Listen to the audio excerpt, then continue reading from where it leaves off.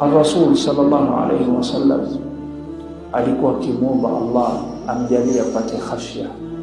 Alikuwa akisema Allahumma inni as'aluka min khashyatika fil ghaibi wa shahada.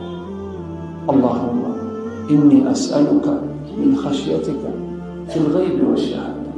Ewe Allah, ewe Mola wangu, nakuomba unijalie nipate hofu yako, khashya, nikuogope, nipate hofu tena bil ghaibi wa shahada au fil ghaibi wa shahada, sawaan nikiwa peke yangu au sawaan nikiwa mbele ya macho ya watu.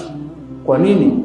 Kwa sababu watu ni rahisi wapate khashya mbele ya watu, lakini kuna watu wengi wanafeli wakiwa mbali na macho ya watu. Hapo ndo watu hufeli. Sasa Rasul sallallahu alaihi wasallam asema, ya Allah, ewe Mola, inni as'aluka, mimi nakuuliza na nakuomba unipatie khashya, nikuogope fil ghaibi wa shahada, sawaan niwe mbali na macho ya watu au mbele ya macho ya watu. Kwa hivyo yule ambaye anayetaka kupata sifa hii, sifa ambayo mitume wa Mwenyezi Mungu walipewa, sifa ambayo malaika wa Mwenyezi Mungu walipewa, basi amuombe Allah amkabidhi na Allah atakupatia.